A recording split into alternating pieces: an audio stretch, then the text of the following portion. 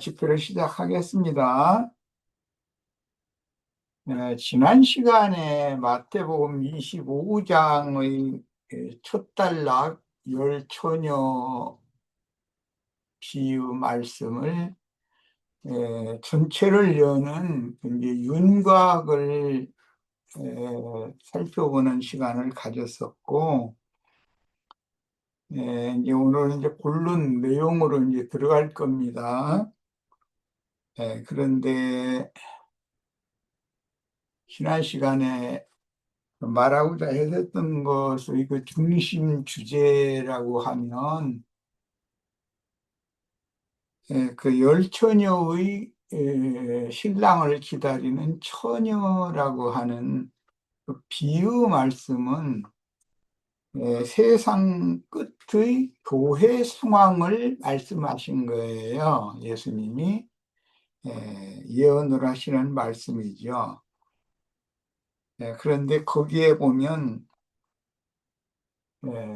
기름을 준비하는 것이 이제 큰 중심이기 때문에 열 처녀들 중에 다섯은 등과 함께 기름을 가지고 갔고 그릇에 기름을 가지고 갔고 다섯은 에,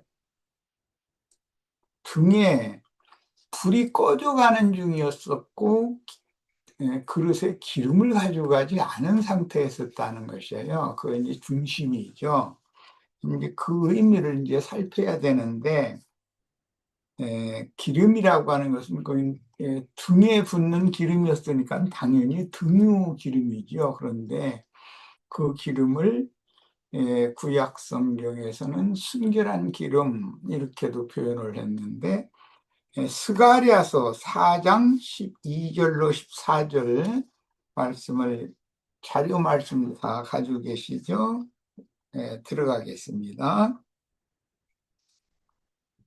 순결한 기름이라는 말은 순결하지 못한 기름이라는 말을 염두에 둬야 되기 때문에 순결하지 못한 기름이라는 말은 뭔가 섞인 그런 뜻이란 말이죠. 그래서 말씀을 혼잡하게 가르치지 말아야 되고 어린아이 때부터 그 몽학 선생들의 가르침을 받을 때 몽학 선생들도 초등교사라는 것이 다 잘못됐다라는 걸 말하는 것이 성경의 목적은 아니다라는 걸 지난 시간에 이제 얘기하다가 다 마무리를 못했는데, 초등교사도 진리만을 가르치는 어린 아이들을 가르치는 말씀이지만 진리를 순수하게 가르쳐야 되는데 사람의 교훈을 거기에 섞은 즉 이제 현대 교계 형식으로 말하자면 로마 교의 교부들이 뭐 여러 차례 모여서 종교 회의를 하고 나서 그때 결정한 소요리 교리문답이라고 하는 것에 근거해서 이제 오늘날은 현대 교계의 조직 신학의 이제 근간이 된 거죠. 그런 것을 기초로 해서 말씀을 가르치면 영혼들이 순수하지 못한 기름을 영을 받는다. 그렇게 되면 사람들의 신앙이 혼잡해질 수밖에 없다라는 걸 지난 시간에 마지막 부분에서 말씀을 나눴었던 거예요.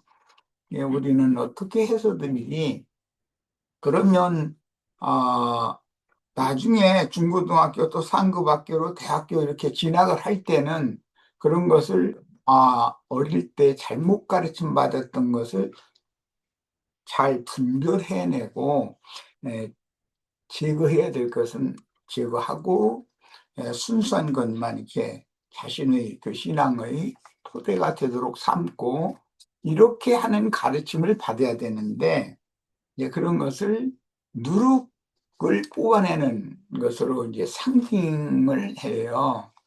말씀에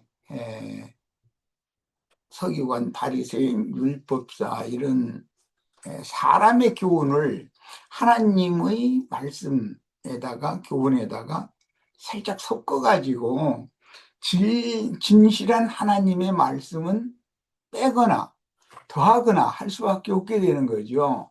그런 것을 자꾸 가르치면 나중에 성도들이 초신자 때는 그런가 보다 하고 그냥 성당이나 예배당에 무턱대고 다니면서 신부나 목사의 그 강론, 설교를 일방적으로 받아들이고 세뇌당하고 나면 나중에 어떤 이것은 잘못된 것이다라는 것을 지적을 해주고 그것은 버리고 순수한 진리만을 간수를 해야 되겠습니다라고 가르치면 이단자라고 이제 이렇게 막 몰아세우게 되는 사람들이 오늘날의 기독교계의 그런 안타까운 현실이에요.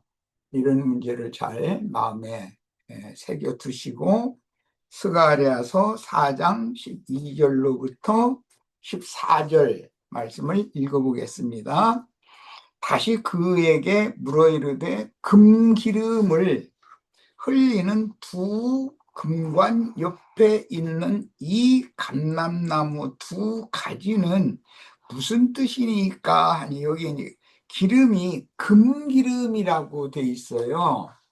그러면 만약에 이걸 문자대로 해석한다면 금으로 돼 있는 기름이라는 건 있을 수가 없는 거잖아요. 이것은 아주 순결하고 섞인 것이 전혀 없는 그런 의미를 여기에 함유하고 있다라는 걸 생각을 하시고 이 말씀을 보는 거예요. 우리 이 카페 이름이 금기름 붓는 집인데 원래는 베다니의 아침이었죠. 이걸 이제 금기름 붓는 집이라고 이제 바꿨는데 왜 그러냐면 지금 얘기하고자 하는 것의 핵심 뼈대가 거기 있어요.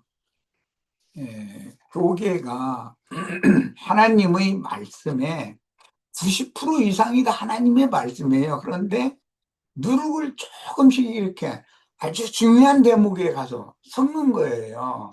그럼 그 말씀이 기름이 혼탁해지죠. 혼잡해지죠. 그러면 좋지 못한, 순결하지 못한 기름을 태우면 그릇만 나고 불이 밝지가 않잖아요. 옛날에 이제 등잔을 다 켜봤잖아요. 그런 걸 염두에 두셔야 돼. 금기름을 흘리는 두 금관 옆에 있는 이 감람나무 두 가지는 무슨 뜻이니까 하고 스가랴가 이 이상을 보여준 전사에게 물어봤어요. 그가 내게 대답하여 이르되 네가 이것이 무엇인지 알지 못하느냐 하는지라 내가 대답하되 내 주여 알지 못하나이다 하니 이르되 이는 기름 부음 받은 자 둘이니 이건 계시록엔 두 증인이라고 그러죠. 그러면 이는이라는 건 두 감람나무의 가지를 말하는 거예요. 감람나무의 가지가 기름 부음을 받은 자 둘이다 이렇게 말했고 우리 윤상은 형제님은 성령을 받지 못한 사람들은 증인이 될 수 없다. 이걸 이제 계속 강조를 요즘에 하는 걸 내가 이제 보고 있는데 그건 맞은 말이에요. 기름 부음 받은 자가 증인이 될 수 있는 것이지 기름 부음 받은 적이 없는 사람이 증인이 되면 안 되죠. 예를 들어서 로마교 신부나 개신교계의 어떤 목사들이 자신만은 우리는 조직 신학을 이수를 하고 목사로 또는 신부로 서품이나 안수를 받을 때 그때 하나님의 기름 부음을 받은 주의 종이 되었다. 이렇게 그들은 그렇게 자부를 한다는 거예요. 그런데 그게 과연 맞은 말일까? 조직신학 공부를 하면 그 졸업식을 할 때 기름 부음을 받는 것일까? 이것은 성경이 말하는 의도와는 너무도 안 맞는 말이죠. 만약에 그걸 등 위로 해서 등잔에 부어서 불을 밝히는 용도라면 그런 기름 부음을 받은 등잔들은 그름을 많이 발산시킬 수밖에 없을 거 아니겠어요. 이것을 염두에 두어야 되겠다는 거예요. 기름 부음 받은 자 둘이니 온 세상의 주 앞에 서 있는 아니라 하더라. 온 세상의 주 앞에 서 있는 자라는 이 말이 이제 계시록에서는 한 단계를 더 나가는 말씀이 나오는데, 온 땅의 주 앞에 모셔 섰다가 보내심을 받은 하나님의 일곱 영이요 일곱 눈이라 하더라, 이렇게 인용이 됐죠. 성경 인용을 내가 지금 연결하는 것을 잘 마음에 담아 두시기를 바래요. 자, 계시록 5장 6절을 봅니다. 내가 또 보니 보좌와 네 생물과 장로들 사이에 한 어린 양이 서 있는데 일찍이 죽임을 당한 것 같더라. 여기 한 어린 양이 서 있는데 일찍이 죽임을 당하였다, 이 말은 창세기에서 아담과 그의 배필인 하와를 무화과나무 이파리 치마 대신에 짐승을 잡아서 옷을 지어 입혔다라는 말씀을 인용하는 거예요. 그러니까 창세기에서 마귀의 거짓말에 미혹당해서 먹지 말란 선악을 알게 하는 나무 실과를 따먹은 아담과 하와를 예수님의 피로 그들의 죄악을 씻고 그 예수 그리스도로 옷을 입혀주는 것, 옛사람과 그 행위 무화과나무 이파리는 벗겨버리고 그리스도로 새 옷을 입혀주는 것을 창세기에 이렇게 예시가 돼 있기 때문에 그걸 염두에 두고 지금 하시는 말씀이에요. 계시록 결론에 가서 일찍이 죽임을 당한 것 같더라, 이 말을 지금 설명한 거예요. 그에게라는 건 한 어린 양에게 이 말이죠. 일곱 뿔과 일곱 눈이 있으니 이 눈들은 온 땅에 보내심을 받은 하나님의 일곱 영이더라. 그러니까 예수 그리스도의 대속물로 죽임당하신 예수 그리스도의 눈이 일곱 눈이고 그 눈은 곧 일곱 영이다라고 그랬어요. 이 영이라는 말씀은 잠언서에서 인용하는 말로서 사람의 심령은 여호와의 등불이다, 이렇게 잠언서 4장 27절 이렇게 돼 있죠.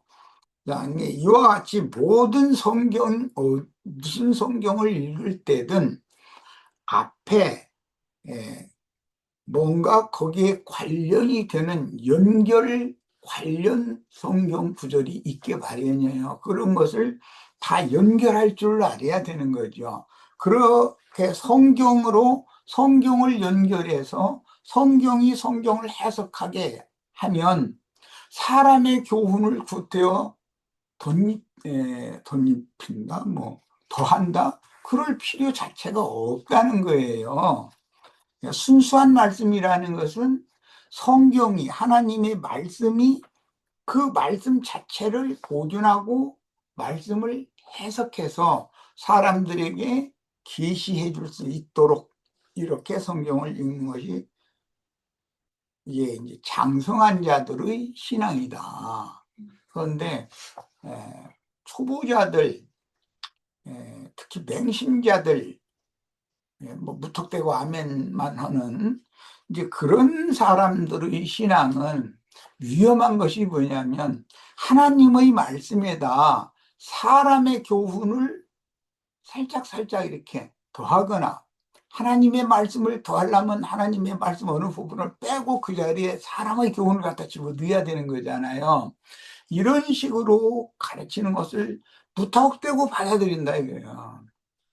분별력 없이 특히 어린아이 때, 예, 그 초보자 때 그렇게 해서 이 신앙이 굳어지면 나중에 이것을 교정해서 바로잡아 주려고 그러면 거부한다 이거예요.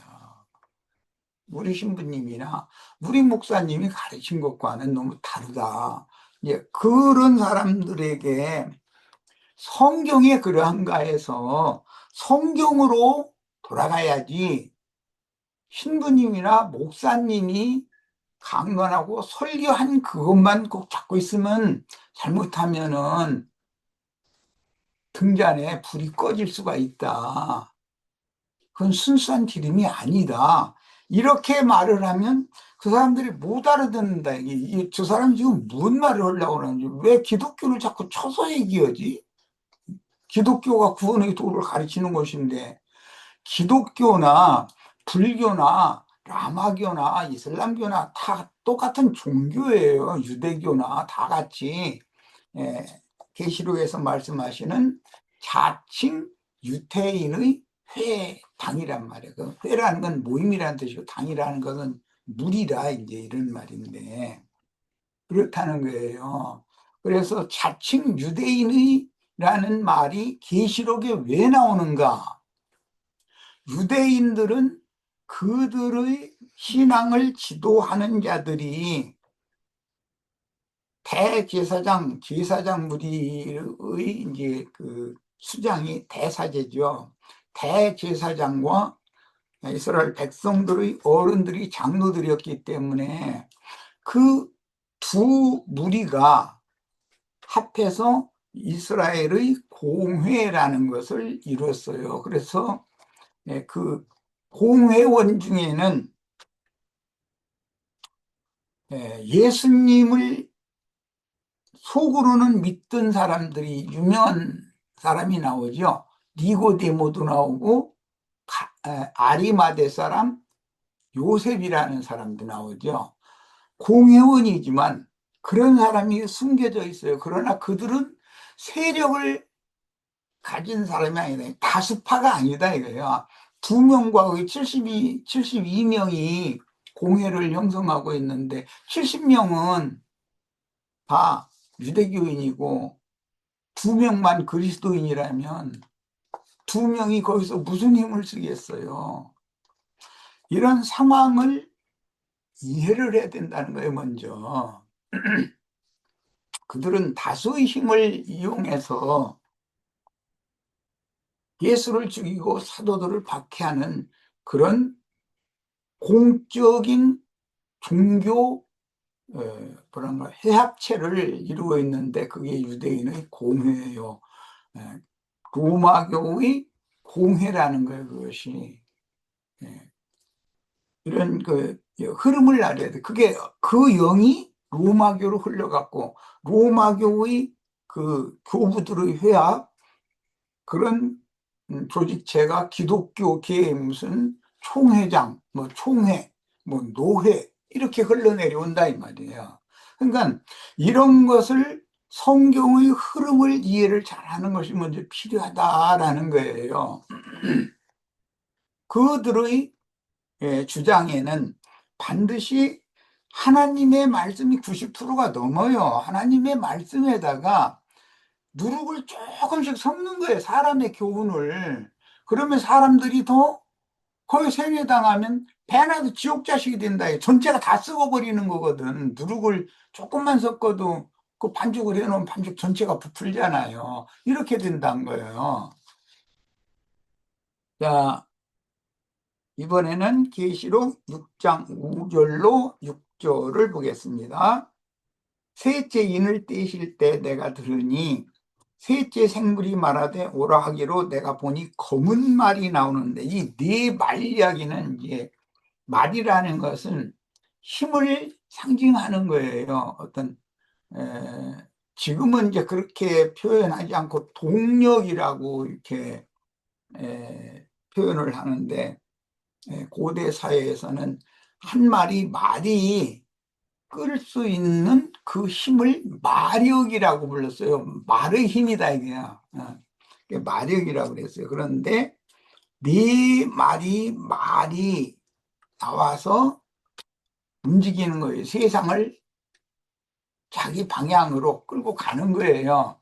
이제 그런 걸 비유한 말이, 이게 스가랴에서 인용한 말인데, 네 말이야기가 나오는데 그 말 중에 검은 말이라고 하는 거, 이것은 이제 어떤 신을 말하는 거기 때문에 이것은 혹한 기근을 가지고 오는 신이다. 이제 그런 말이에요. 그런데 6절, 내가 네 생물 사이로부터 나는 듯한 음성을 들으니, 이 네 생물 이야기는 이사야 6장에서는 혈압 천사로 표현을 했어요.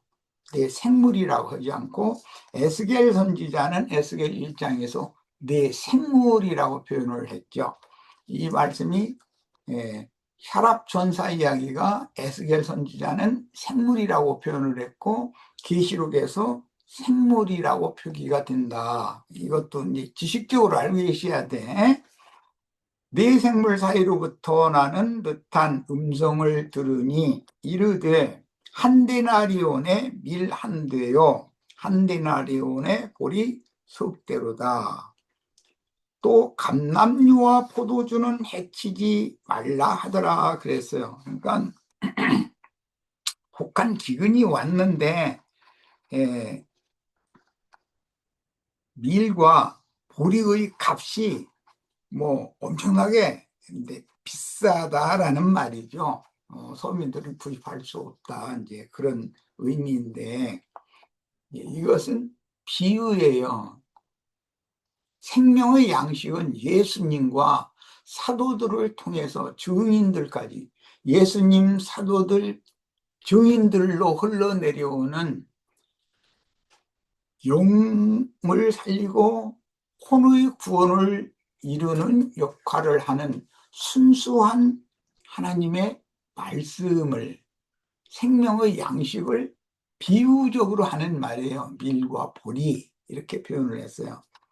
그런데 이것을 빈천한 사람은 사서 먹을 수 있는 형편이 안 된다, 이런 말이에요. 그러면 영적으로 계시록 6장에서 말하고자 하는 의도라는 것은, 기독교계에서는 하나님의 말씀이 너무 희귀하다, 이런 말이 되는 거란 말이야. 의미 해석을 하자면. 그래서 이제 이런 말씀도 그런 이해력이 필요합니다. 그런데 중요한 말씀이 이제 나옵니다.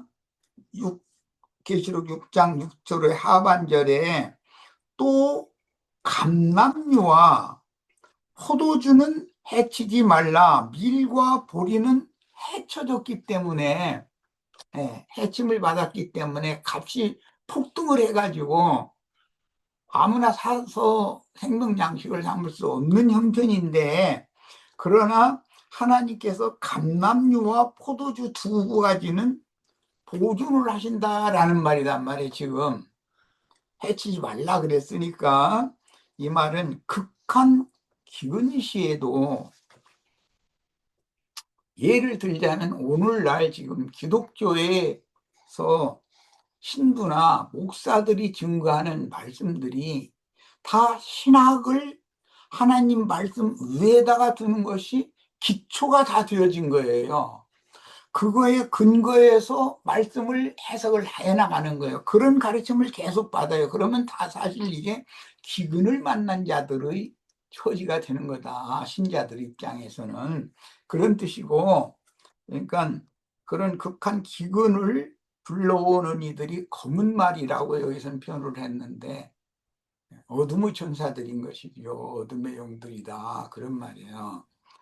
야, 그러나 하나님은 나중까지 극한 기근의 때에도 순수한 감람류와, 즉 스가랴서에서는 이 순수한 감람류를 금기름이라고 했다라는 거 아까 스가랴 4장 12절에서 읽었어요. 금으로 되어 있는 기름이라는 건 없는 거예요. 이것은 막 아주 섞인 것이 없이 아주 정결하고 정결한 그런, 오늘날 중동에서 원유를 이렇게 시커먼 액체 덩어리를 사들여 와가지고 정유 회사에서는 그거를 가지고 제유를 하잖아요. 그러면은 뭐 항공유로부터 시작해서 여러 층의 기름을 만들고 맨 나중에 이제 디젤 기름하고 맨 나중에 남는 찌꺼기는 아스팔트 까는데 사용하는 그런 것으로 쓰게 하잖아요.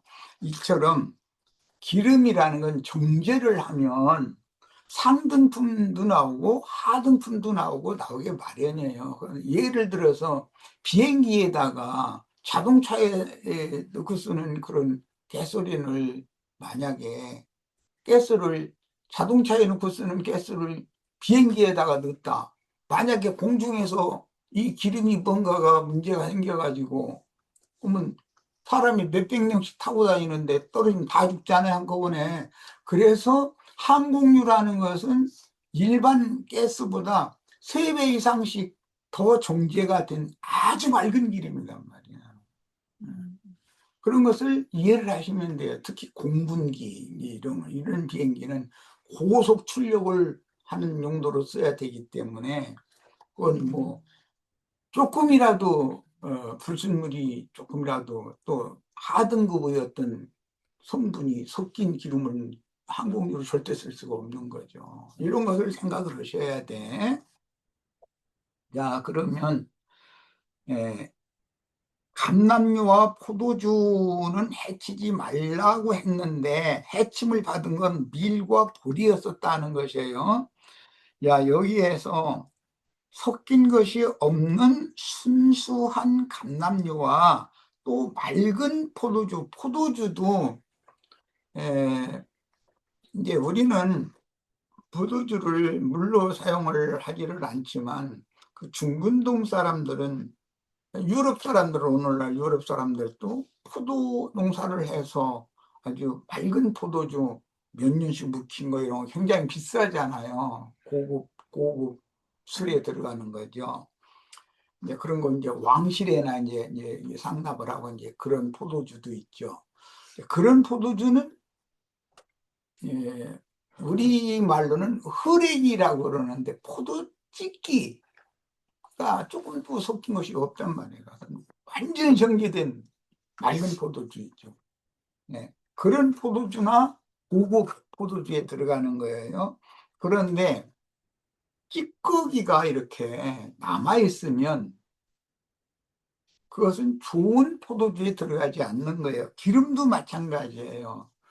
예를 들어 감람을 짜서 기름을 만든 건데 감람 열매를 짜서 기름을 만들었을 때 찌꺼기가 거기에 조금이라도 섞였으면 그건 좋은 감람, 상등품 감람유, 즉 스가랴서에서 말하는 금기름이 될 수 없단 말이에요.